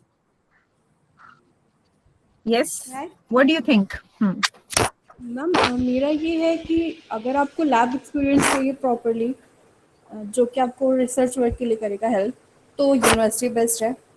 देन अगर आप यूनिवर्सिटी नहीं कर पाते हो, आपको जॉब नहीं करना है, आप कॉलेज ज्वाइन करना चाहते हो सेम टाइम पे, तो उसके लिए आपके पास ये ऑप्शन है कि आप गवर्नमेंट या प्राइवेट कॉलेजेस डजेंट मैटर, वो आपको इकोनॉमिक कंडीशन पर डिपेंड करता है. प्राइवेट कॉलेजेस भी बहुत अच्छे हैं जो कि आपको अच्छे से मास्टर्स कराते हैं एंड इवन लैब वर्क भी कराते हैं up too much extent. But वहाँ पे अगर आप प्राइवेट से कर रहे हो एंड रिसर्च में जाना है तो आपके लिए ये है ऑप्शन कि बिटवीन 2 years ऑफ मास्टर्स आपके पास 1-2 months का टाइम होता है. उस टाइम पे आप समर इंटर्नशिप्स ज्वाइन कर सकते हो जो कि आपको लैब के लिए अच्छा एक्सपोजर देंगे. काफ़ी इंपॉर्टेंट होते हैं. अगर आप उस टाइम में वो पीरियड ज्वाइन करते हो आपके लिए रिसर्च में काफ़ी हेल्पफुल रहता है. एंड इवन आप मास्टर्स के बाद कोई जॉब भी चाहते हो, लैब बेस्ड जॉब, तो वो इंटर्नशिप काफ़ी हेल्पफुल रहती है. Rest it's your choice. Hello. हाँ जी श्योर ये नेहा. हाँ जी. ये क्वेश्चन आया है बॉक्स के अंदर ना, हाँ जी. तो वो ये पूछ रहे हैं कि भाई, जैसे मैंने बताया कि भाई मेरा हाँ. था माइंड में ड्रीम था कि मुझे एमबीबीएस करनी है, पर मैं उसको परस्यू नहीं कर पाया, तो क्या मुझे कोई गिल्ट या उसका कोई रिग्रेट है, या मैं कम्प्लीटली मूव ऑन कर चुका हूँ? तो भावना देखो, ऐसे होता है एट टाइम्स ना कि जैसे मेरे पापा खुद के, जैसे मेरे फादर है वो डॉक्टर हैं, तो मैं हमेशा से उनको देखता आ रहा था कि भाई पापा डॉक्टर हैं, सर्जन हैं, तो मैं भी डॉक्टर बनूंगा या सर्जन बनूंगा, या उससे और उससे आगे जाके सुपर स्पेशलिटी में जाऊं। तो मुझे मिल रही थी उस टाइम पे, मेरे को उस टाइम मिल रहा था बीडीएस करने का ऑप्शन, बट उसको फिर मैंने स्किप कर दिया। मैं कहा नहीं यार, बीडीएस नहीं करनी है, बीडीएस नहीं करनी है, करना है तो मुझे एमबीबीएस ही करना है। और ऐसा नहीं है कि रिग्रेट नहीं होता, बट रिग्रेट करके आप उससे आप कुछ गेन नहीं कर सकते हो। आप गेन इस चीज से कर सकते हो कि मेरे लिए आगे और लाइफ में क्या है। मुझे एक चीज सीखने को मिली है कि जो गॉड होता है उसके पास हमेशा आपके लिए एक बड़ा प्लान होता है। हम सोचते हैं कि यार ये नहीं मिला, ये नहीं मिला, ऐसा नहीं हुआ, वैसा नहीं हुआ, तो हम उन छोटे छोटे चीजों में घुस के रह जाते हैं, और अपने प्रेजेंट को, अपने फ्यूचर को कहीं ना कहीं ढंग से एंजॉय नहीं कर पाते हैं। ना ही हमारा प्रेजेंट एंजॉय हो पाता है, ना ही हम अपने फ्यूचर के लिए एक बेस तैयार कर पाते हैं। तो जो भी है, जैसे भी है, एट टाइम्स मेरा एक, मतलब मैं चीज बोलता हूँ कि जो हमारी डेस्टिनी है वही सब कुछ है। कई बार हम, अब मैं नहीं जानता था कि भी मैं ऐसी कॉलेज में आ जाऊंगा, इतने इतने अच्छे अच्छे टीचर से मिलूंगा, मैं कभी भी नहीं जानता कि मैम से मिलने का मौका मिलेगा, और भी टीचर्स हैं उनसे मिलने का मौका मिलेगा, फिर मैं जाऊंगा यूनिवर्सिटी के अंदर। तो एट टाइम्स अगर कुछ चीज नहीं हो पा रही है तो लेट इट बी, छोड़ दो उसको, और आगे क्या हम कर सकते हैं, क्या हो सकता है, उसकी तरफ फोकस करो, क्योंकि गॉड है वो हमेशा कुछ ना कुछ अच्छा ही चाहेगा आपके लिए, बुरा नहीं चाहेगा। Thank you. Very very true, क्योंकि हमेशा कोई ना कोई ऑल्टरनेटिव पाथवे तो होता ही है. तो एग्जैक्टली। ये है कि ये नहीं सोचना कि रिग्रेट करके अब पीछे वाला, भगवान ने आंखें तो आगे ही लगाई है ना. अगर हर कोई पीछे की तरफ देखेगा तो फिर आंखें पीछे होनी चाहिए थी. भगवान ने आगे इसीलिए लगाई है कि आगे देख के चलो और आगे बढ़ते जाओ जी. हाँ जी sure. Second question which has been definitely been a torture for the students also, क्योंकि अब वो फाइनल सेमेस्टर के बिल्कुल एंड पे हैं, तो अब पंजाब यूनिवर्सिटी ने अपने एंट्रेंस के निकाल दिए हैं, तो how to prepare for them. और एक ये कि जैसे जसदीप वाज शेयरिंग कि इसने जोलॉजी भी भरा, बॉटनी भी भरा, तो बच्चों के दिमाग में ये क्वेश्चन होता है क्या हमें सारे भर देने चाहिए, क्योंकि और भी बहुत सारे हैं, सिस्टम्स बायोलॉजी एंड बायोइन्फॉर्मेटिक्स भी है, देन ह्यूमन जीनोमिक्स है, देन जैसे विद्योत्मा ने बताया न्यूक्लियर मेडिसिन भी है. तो जितने 5 6 7 जितने भी कोर्सेज हैं, whether they should opt for all these और सम चोजन वंस, क्योंकि सबका एंट्रेंस जो होगा अलग अलग तरीके से होगा. So this thing is also troubling them a lot. Can you kindly guide regarding that? तो मैं बोलूँ मैम? मैम, ओके, जल्दी बोल रहे हैं, कोई Sure. मैं बोल दूं? निहाल, One by one, all of you can share your views. जल्दी भाई, पहले आप बोलो, कोई बात नहीं। Okay. So, ma'am, I would like to say that the student must know that कि उसका कौन से subject में interest है. For example, my interest was in botany and zoology, so I appeared for botany and zoology. So, if similarly, if another student she has interest in bioinformatics, biotechnology, and microbiology, and if she can pay the fee and prepare for that entrance, then there is nothing wrong with that. Okay, हाँ जी निहार, आप share कीजिए. जी. तो मेरी talk के अंदर ये है कि इसका कहने का आंसर मिला हुआ था, बट मैं उसको दोबारा रिपीट करने की कोशिश करता हूँ एक बार। तो जैसे मैंने जब खुद एग्जाम दिया था तो मैंने केमिस्ट्री और जोलॉजी भरा था। और केमिस्ट्री क्यों भरा था? क्योंकि मेरा फ्रेंड था, उसने केमिस्ट्री भरा हुआ। ऑल्दो मुझे ठीक है, केमिस्ट्री मैंने पढ़ी थी 3 साल, पर ऐसे मतलब मेरा कोई इतने अच्छे लेवल के बेसिक क्लियर नहीं थे कि मैं बिना पढ़े भी या कम पढ़ाई करके भी उस एंट्रेंस को क्रैक कर सकूं, इसलिए मेरा उसमें कोई अच्छा रैंक भी नहीं आया था। बट हाँ, जोलॉजी ऐसा था जिसके मेरे बेस अच्छे से क्लियर थे 11-12 से भी, इसीलिए 7 डेज की स्टडी के बाद भी मेरा एग्जाम क्रैक हो गया। अगर मेरे बेसिक क्लियर नहीं हुए तो शायद नहीं हो पाता। तो इसमें आप पहले खुद देखिए कि आपका इंटरेस्ट किस चीज में है, आपने जो पढ़ाई करी है इन 3 सालों में, आपका जो इंटरेस्ट है वो किस सब्जेक्ट के अंदर है। तो दो सब्जेक्ट के लिए, 3 के लिए फॉर्म भरने में कोई इशू नहीं है, पर ऐसे मत करना कि ब्लाइंडली आप किसी में भी भर दो, कि उसने कहा अरे यार इसमें भर देते हैं, आपने स्टेम सेल में भर दिया, आपने उसमें भर दिया, आपको पता ही नहीं उसके बारे में और आप ऐसे भर दो तो उसका भी बेनिफिट नहीं है। आपको थोड़ा बेसिक उसके बारे में आइडिया हो, आप थोड़ी सी मेहनत करो देन फॉर्म भरो, तो चाहे 2 भरो, चाहे 3 भरो, चाहे 4 भरो, वो फिर आपके ऊपर है। Thank you. हाँ जी Bhavna, I would like to ask you, क्या आप पहले से ही डिटरमिन्ड थे कि आपने इसी फील्ड में जाना है या सेम डायलेमा आपके साथ भी रहा? I guess I didn't have that problem. I've been volunteering since I was 12. I knew I wanted to do wildlife. I mean, just Deep might remember, जब मतलब कॉलेज भी होता था तब भी मैं या तो संगीता मैम के लिए फेदर्स इकट्ठे कर रही होती थी या फिर इंसेक्ट्स इकट्ठे कर रही होती थी, और फिर क्लास के बच्चे मेरे से बात नहीं करते थे क्योंकि उन्हें लगता था कि मैंने उनका काम बढ़ा दिया। दैट आई रिमेम्बर, बिकॉज मुझे याद है जब हम लोग वेटलैंड, रोपर वेटलैंड्स गए थे, that Yes. was the first time when I noticed कि something different in you, कि आपका bent of mind definitely तब थोड़ा सा हाईलाइट हुआ था। एंड सेकेंडली डेफिनेटली मैं ये बात जरूर बोलूंगी जो श्रुति ने भी बोली, not all of them were extroverts, a few of them, जैसे विद्योत्मा है, विद्योत्मा का बिल्कुल डिफरेंट रहा है, निहार भी बिल्कुल सबमिसिव टाइप, मतलब मस्त मौला था ये पता था, लेकिन ये कि जैसे स्टडीज को लेके या अपना जो जैसे शेयर अप करना, he was always an introvert, same way Shruti also. Jasdeep, he was always an allrounder and Spirit India में भी वॉलंटियर रहा है। आई थिंक कॉलेज की कोई भी ऐसी सोसाइटी नहीं थी जिसमें इसने पार्टिसिपेट नहीं किया। ओवरऑल मतलब करिकुलर, को करिकुलर, एक्स्ट्रा करिकुलर, तीनों में क्रेडिट जाता है इसको, तीनों में डेफिनेटली दैट वाज देयर। तो did that thing help you anywhere Jasdeep, जैसे आपके कॉन्फिडेंस लेवल में या बाकी चीजों में, एक्सपोजर में, did it help you anyways?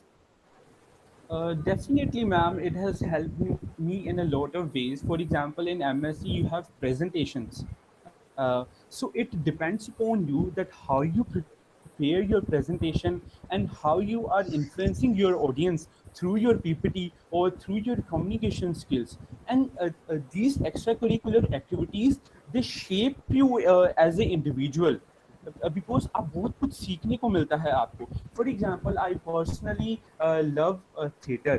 I went for theatre audition. I got selected for theatre in the PU Youth Festival, but somehow I didn't made it to the third round. So by actively engaging in speeches or debates or arts, that is how the overall development of an individual takes place. For example, अगर मेरे पास अगर कोई students आएगा, वो कहेगा sir that I want to कि मैंने research है but मैंने साथ में dance भी करना है, how will I manage? So I can easily tell them or guide them. And during my masters, I became Mr. Fresher. We performed on different Bollywood dances in our department, and I personally have performed at different institutes during my college, and I have many choreography prepared in my mind on the birds, on the animals. I just need the right platform for them to be displayed. So I think this is how you bloom effectively, and I think this is the overall development of an individual. Great Vidyottama, what about you? Because यहाँ पे भी आप काफी extra curricular activities में involve थे, तो did you get that platform there also in university and PGI, और वो सब पीछे छूट गया या अभी भी साथ साथ चल रहा है? मैम मतलब जब मैं कॉलेज में आई थी तो मैं मतलब फर्स्ट वही जैसे निहार ने बताया कि वो पहला साल तो गम में ही निकल गया कि एमबीबीएस नहीं हुआ और पीएमटी नहीं क्रैक हुआ, तो एक साल हम लोगों ने ऑलमोस्ट ऐसे ही खराब कर दिया गम में। तो सेकंड ईयर में फिर सेकंड ईयर में मैंने थोड़ा इन्वॉल्व होना स्टार्ट किया कॉलेज एक्टिविटीज में। तो मैं यूथ फेस्टिवल की टीम का भी पार्ट रही, मतलब काफी कुछ किया, कॉलेज में बहुत कुछ किया, इंटर कॉलेज में बहुत जगह परफॉर्म किया, तो वो चीज का बहुत हेल्प हुआ मुझे। मतलब मैं इंट्रोवर्ट से ना थोड़ी एम्बिवर्ट बन गई, एक्सट्रोवर्ट तो नहीं बोलूंगी, मतलब वो स्टेज फियर निकल गया। तो अभी भी जैसे हॉस्पिटल में इसका बहुत यूज होता है, जैसे कभी इंटरैक्ट करना है, किसी को कुछ पूछना है, किसी डॉक्टर से कुछ बात करनी है, जाके कुछ डिस्कस करना है, तो वो अभी डर नहीं लगता, मैं बहुत कॉन्फिडेंटली जाके बात कर लेती हूँ। और इनफैक्ट जब स्टार्टिंग में हम लोग गए थे तो मेरे जो बैचमेट्स थे कुछ, वो लोग डर जाते थे देख के, जैसे कोई कैंसर पेशेंट आए तो वो डर गए, या कोई ऐसी कुछ हालत में पेशेंट आए तो वो डर जाते थे। एक तो रोने भी लग गए थे एक दो बच्चे देख के वहां सब। तो वो चीज ना मेरे साथ नहीं हुई कभी। मैं बहुत कॉन्फिडेंटली देख लेती थी सब कुछ, कुछ पढ़ा है तो मुझे इतना कुछ फेयर नहीं होता। हाँ, पर वो चीज मेरी छूट गई है ऑलमोस्ट ना, मतलब जो कॉलेज में को करिकुलर एक्टिविटीज का चांस मिलता था वो वहां पे नहीं हो पाता। बट हाँ, कभी कभी हम लोग एंजॉय करते हैं वहाँ पे। डिपार्टमेंट हमारा बहुत अच्छा डिपार्टमेंट है, बहुत कोऑपरेटिव है सब लोग वहाँ पे पीजीआई में। डॉक्टर्स बहुत अच्छे हैं, रेजिडेंट्स हैं जो हमारे साथ, जो एसआरस है, जेआरस है, हमारे टीचर्स हैं जो बहुत अच्छे लोग हैं। मतलब कोई ऐसी हायरार्की नहीं है, वो ऐसे हमको ट्रीट नहीं करते कि तुम डॉक्टर्स नहीं हो, हम डॉक्टर्स हैं। क्योंकि वो लोगों को भी ये फील्ड एकदम न्यू लगती है, वो लोग भी एमबीबीएस करके आए होते हैं, उन्हें भी कुछ न्यूक्लियर मेडिसिन का पता नहीं होता है, हमें भी नहीं पता होता है, हम लोग सेम लेवल पे होते हैं। तो हम लोग एक दूसरे को टीच करते हैं। इनफैक्ट उन लोगों का फिजिक्स पार्ट थोड़ा वीक होता है, हम लोगों का क्लिनिकल पार्ट थोड़ा वीक होता है। तो हम लोग एक दूसरे को हेल्प करते हैं, वो हमें थोड़ा एनाटमी अच्छे से करा देते हैं, हम लोग उनको फिजिक्स के कंसेप्ट अच्छे से समझा देते हैं। तो हम लोग बहुत अच्छे से मिलके काम करते हैं। तो वहाँ पे हम लोग ये थोड़ा बहुत करते रहते हैं, कभी छोटी मोटी पार्टी कर दी, अब चले गए कहीं पे। तो मतलब हेल्प करता है। मतलब मेरा बहुत ज्यादा ट्रांसफॉर्मेशन हुआ है एसडी कॉलेज में, मतलब जैसे मैं पहले थी उससे बहुत ही, मतलब बहुत ड्रास्टिक ट्रांसफॉर्मेशन मेरा इस कॉलेज में हुआ है। थैंक यू अंजी। और एक चीज और पूछना चाह रहे हैं बच्चे कि क्या पंजाब यूनिवर्सिटी एंट्रेंस एग्जाम या कोई भी इनफैक्ट एंट्रेंस एग्जाम की जब वो तैयारी करते हैं तो क्या उनको कोचिंग लेनी चाहिए या कोई क्रैश कोर्स या कोई प्रॉपर, ये सबसे इम्पोर्टेंट चीज है क्योंकि प्रिपेयर करने के लिए, इस पे आप थोड़ा बताइए। बिल्कुल It's not ma'am necessary. Not necessary at all, मतलब वेस्टेज ऑफ मनी अगर आप ऐसे कोई क्रैश कोर्स लोगे। बेटर है कि पंजाब यूनिवर्सिटी के प्रीवियस क्वेश्चन पेपर्स अवेलेबल होते हैं, तो आप लोग वहां पे जाके एक्सप्लोर कर सकते हो, It's sufficient. आप पढ़ सकते हो। आप किसी सीन, मतलब अगर उस डिपार्टमेंट में ऑलरेडी कोई पढ़ रहा है तो आप उससे गाइडेंस ले सकते हो। और वही जैसे बेसिक्स ही होते हैं मोस्टली, कोई इतना बहुत वास्ट या बहुत अलग सा कुछ नहीं होता है, तो आप आराम से क्रैक कर सकते हो। और हाँ, और वेटेज आपकी ग्रेजुएशन के एग्जाम्स का भी रहता है, पीयूसीईटी में 50-50% होता है। तो अगर आपके इधर स्कोर, वो रैंक बहुत बड़ा चेंज होता है अगर आपका ग्रेजुएशन स्कोर अच्छा नहीं है ना। तो चाहे आपने पीयूसीईटी में अच्छा रैंक ले लिया हो, पर ग्रेजुएशन का स्कोर अच्छा नहीं है ना, तो वो ऊपर नीचे हो जाता है रैंक काफी। तो मतलब बेटर है कि आप 70s में रखो अपना स्कोर, ताकि रैंक में कोई आगे पीछे ना हो जाए। Shruti, you also prepared for the entrance, तो क्या आपने भी कोचिंग की या सेल्फ स्टडी से हो गया? नो मैम, मैंने कोचिंग गया था सिंस मेरा 2 ईयर का ड्रॉप था आफ्टर मास्टर्स, लाइक बीएड का था। तो फर्स्ट ईयर में मैं टोटली ऐसा वॉश आउट हो चुका था बीएससी का पूरा। तो मेरे को ऐसा कंटिन्यू करने के लिए मैंने ज्वाइन किया था coaching, but it's not necessary. जिस सबको ऐसा, अगर बेस्ट थिंग है कि बीएससी के साथ साथ आप कर लो। कोई भी एमएससी का एंट्रेंस हो बीएससी के साथ साथ करो। उसके लिए आपके पास क्या रहता है कि आप जो बीएससी में पढ़ रहे थे वो फ्रेश सब कुछ आपके माइंड में रहता है। And it's like first year में आप हाँ आते हो, वो दिल टूटा वाला हाल होता है सबका, एमबीबीएस नहीं हुआ तो वो टेंशन रहता है। बट फर्स्ट ईयर आपके पास बहुत टाइम होता है, उस टाइम आप कवर अप करो। एंड सेकेंड ईयर से, मतलब सेकेंड ईयर के डे 1 से आप लग जाओ कि कौन सा इंटरेस्ट निकालना है। और अभी कुछ क्वेश्चन बच्चों ने पूछा आईआईटी एग्जाम के लिए, तो आईआईटी एग्जाम कोई बड़ा पहाड़ नहीं है। मैथ्स पता है, मेडिकल वाले मैथ्स नहीं आती, मैथ्स आती होती तो हम जॉब लेते ऐसा 4 साल बाद हम जैसा वेल प्लेस्ड होते। तो हमें मैथ्स नहीं आती, इधर इसलिए आए हैं। तो ऐसा बेसिक मैथ्स कर सकते हो आप। बाकी अगर मैथ्स नहीं आती तो मैथ्स छोड़ दो, आप यहाँ पे केमिस्ट्री कर ही रहे हो, केमिस्ट्री कंपल्सरी सब्जेक्ट होता है, केमिस्ट्री अच्छे से कर लो। बाकी लाइफ साइंसेज पे अपनी पकड़ 100% रखो, आप आसानी से आईआईटी एग्जाम में गुड स्कोर कर सकते हो। एंड उसके लिए बेस्ट ये है कि उसका सिलेबस जो है उसको एक प्रिंट लो और सिलेबस के अकॉर्डिंग प्रॉपरली पढ़ो। जो हमारा यहाँ पे एसडी कॉलेज में जो सिलेबस है आईआईटी एग्जाम वगैरह के लिए, आईआईटी एग्जाम हो गया, डीयू के लिए एंड जेएमयू एग्जाम्स के लिए, बीएचयू के लिए सफिशिएंट नहीं है, ये है पॉइंट। तो उसके लिए आप सिलेबस उसका चेक करो एंट्रेंस एग्जाम का और अच्छे से प्रिपेयर करो। और पीयू के लिए जो हम पढ़ रहे हैं टोटली वही आता है जिस आपको अच्छे से प्रिपेयर करने के लिए प्रीवियस ईयर 10 ईयर क्वेश्चन ले लो, 10 ईयर क्वेश्चन सॉल्व कर लो। बाकी आप 3 साल अगर पढ़े हो तो 10 दिन लगेंगे आपको सिर्फ पढ़ने में और आप क्लियर कर लोगे और अच्छी रैंक से क्लियर करोगे। What about you? हाँ हाँ, श्योर श्योर विद्युत ना, हाँ, यस। मैंने एक क्वेश्चन पूछा है कि बायोटेक्नोलॉजी हाँ। मतलब से बेटर रहेगी करना। तो मतलब मैं एग्जैक्ट बायोटेक्नोलॉजी का इतना नॉलेज नहीं है, पर मेडिकल बायोटेक्नोलॉजी अगर आपको परस्यू करना है तो मैं सजेस्ट करूंगी कि आप किसी मेडिकल इंस्टीट्यूट से ही करो रादर देन IIT या NIT से। क्योंकि मुझे इसलिए ऐसे पता है क्योंकि हमारी फील्ड में भी IIT खड़गपुर में भी MSc न्यूक्लियर मेडिसिन का कोर्स है, बट उनके लिए ना एक वो बैक एंड पे रह जाते हैं क्योंकि उनके साथ ना हॉस्पिटल टाई अप में नहीं है। जैसे अगर मैं PGI में हूँ तो अगर मैं बायोटेक कर तो मेरे पास थोड़ा एक हॉस्पिटल एनवायरनमेंट होगा तो थोड़ा बेटर रहेगा, मेडिकल से आप थोड़े जुड़े रहोगे मेडिकल बैकग्राउंड से, रादर देन आप NIT IIT से करोगे तो वो थोड़ा एक सेटबैक रहता है। अगर मेडिकल बायोटेक्नोलॉजी करना है तो आई गेस PGI बेस्ट रहेगा, या कोई भी मेडिकल इंस्टीट्यूट में आता है परस्यू करना चाहते हो। What about you, Jasdeep and Nihar? जब आपने वहाँ ज्वाइन किया, आई थिंक बॉटनी में वहाँ कितनी सीट्स हैं, 20 हैं या 40 हैं मास्टर्स में? Ma'am, there are 24 seats. Okay, तो उसमें जो बाकी सब तो ऑनर्स से आगे प्रमोट हो जाते हैं, बॉटनी जोलॉजी दोनों में ही, तो व्हाट अबाउट कितनी ओपन सीट्स होती हैं, मतलब जिसमें हमारे स्टूडेंट्स ने इनफैक्ट compete करना है? आई थिंक 5 और 6 होती है मैम। They are zoology मतलब in 60। zoology they are very less, but in botany we have 30. And the BSc students, they are already in like in our batch they were 16 students, so they were promoted to the MSc. So we were a total 46 students in our MSc course. So there are 30 seats actually for the entrance. That means वहाँ पे ज्यादा scope है। और विद्योत्मा, आपके course में कितनी seats रही हैं? आपके न्यूक्लियर मेडिसिन कोर्स में कितनी सीट्स हैं? मैम टोटल 10, अभी पिछले साल तक टोटल 14 सीट थे, बट उन्होंने इनटेक कम करके टोटल 10 कर दिए, और 10 में भी 5 ओपन कैटेगरी की सीट्स हैं, ओनली 5।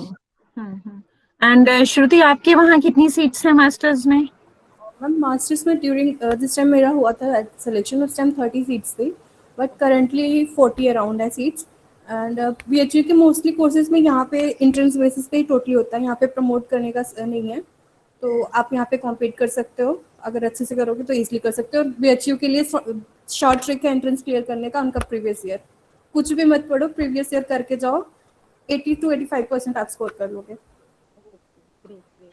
भावना, आपके लिए एक एक्सक्लूसिव क्वेश्चन है बच्चों का कि जैसे आपने, क्योंकि वहां से स्कॉटलैंड से किया है, तो did you get any scholarship for that, या आपने कैसे यहाँ से स्टार्ट किया? वो आप थोड़ा सा, जो बच्चे बाहर की स्टडीज परस्यू करना चाहते हैं, आप उनको थोड़ा सा गाइड करेंगे कि उनको क्या क्या क्लियर करने हैं papers, basic papers? Yes. Okay, तो अगर तो आपको अमेरिका के लिए अप्लाई करना होता है तो GRE का एग्जाम होता है, वो बैचलर्स वाले भी देते हैं और मास्टर्स वाले भी, मतलब आपको कोई भी रिसर्च फील्ड में जाना है अगर। पर मेरी जो फेलोशिप थी वो यूनिवर्सिटी से आई थी, क्योंकि मैंने बताया ना मैं वो क्रोकोडाइल बैंक के साथ वो कर रही थी वॉलंटियर, तो जो कोबरा प्रोजेक्ट था उस पर डॉक्टर जेसन गिलक्रिस्ट काम कर रहे थे, वो यूनिवर्सिटी ऑफ कैम्ब्रिज से थे और उन्होंने मेरी फेलोशिप भेजी थी, तो मुझे काफी स्कॉलरशिप भी मिली थी, मेरी काफी कम फीस ही गई थी एक्चुअली, और मतलब मुझे सेम ही कॉस्ट हुआ था जितना यहाँ पे होना था, इसीलिए मैं गई थी। और मतलब मुझे काफी इंटरेस्ट था इसमें। अगेन व्हाट जसदीप सेड, मतलब अभी तुम्हारे पास टाइम है, तुम सोच सकते हो तुम्हें कहाँ पे जाना है, तुम एक बार मास्टर कर लोगे ना, वो कभी कभी इतनी नीश हो जाती है कि फिर तुम्हारे पास और कोई चॉइस नहीं होती, फिर तुम्हें उसी में PhD करनी पड़ती है, जो कि बहुत हार्ड हो सकती है अगर तुम्हें वो फील्ड नहीं पसंद। But yes, but then there is aisles तो सबको ही देना पड़ता है अगर आप बाहर जा रहे हो। पर जो यूजुअली मास्टर्स कोर्सेज होंगे, जो अच्छी यूनिवर्सिटीज होंगी, तो उनमें आपका इंटरव्यू होगा और वो आपके इंटरव्यू से डिटरमिन करेंगे। और जैसे सीट्स की डिस्कशन हो रही थी, तो मेरी यूनिवर्सिटी में कोई ऐसे सीट्स का कोटा नहीं था, वहाँ पे ऐसे था कि अगर उन्हें आप पसंद आए तो वो यूजुअली 30 बच्चे भी रख लेते हैं और कभी कभी वो सिर्फ 5 रखते हैं। मेरे बैच में 8 स्टूडेंट्स थे, तो वो डिपेंड करता है कि प्रोफेसर्स को आपका काम पसंद आता है या नहीं। Did you ever face racialism over there? Because that is another major concern. No. Okay, fine. It's been a great experience listening to all of you and directly sharing your experiences. So anybody from the audience or from the participants wants to ask anything, you can switch on your cameras and your mics, please. The mentors, they are open for discussion. You can switch on your mics and cameras and ask them questions. Yes? हाँ जी, किसी ने कुछ पूछना है बेटा, आप लोग पूछ सकते हैं. You are free to ask anything. कोई क्वेश्चंस आप हमारे पार्ट पे रह गए हो जो आप लोगों ने मुझे भेजे थे और मैंने नहीं पूछे हो, तो आप लोग डायरेक्टली पूछ सकते हैं बेटा.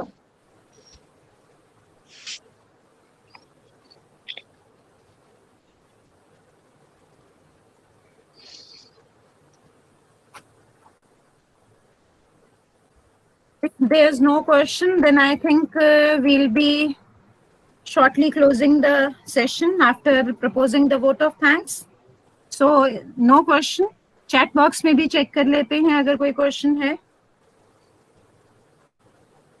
Physics, maths and chemistry, I think they should be strong for all the basic entrances. लेकिन क्योंकि maths और physics हम पढ़ते नहीं हैं, तो हम chemistry को ज़्यादा strong कर सकते हैं, क्योंकि ये क्वेश्चंस काफी चैट बॉक्स में आ रही हैं. और दूसरी चीज ये भी मैं शेयर करूंगी जो जसदीप और निहार ने शेयर की, कि कई बार क्या होता है, हमारा गोल फिक्स्ड नहीं होता, या हमें कई बार डेस्टिनी की वजह से कोई ना कोई कैरियर पाथ चेंज करना पड़ता है. आई डू एग्री, बट जो चीज आप कर रहे हो अगर आप उसको फुल्ली जस्टिफाई करो तो definitely you can make a mark. I am going to share my story here now. I also was a favorite for MSc Zoology. I joined Kurukshetra University and somehow my family circumstances, they forced me to migrate to Chandigarh. And Chandigarh में वही problem, क्योंकि MSc Zoology में तब सिर्फ honours वाले बच्चों को लिया जाता था, तो मुझे पास कोर्स में ही लेना पड़ा एडमिशन, और पास कोर्स था बॉटनी में. That changed my career. और अगर मैं इस चीज को, जो जैसे आप लोगों ने यहाँ लिखा था निहार के लिए कि do you regret it, no, I don't have any regrets.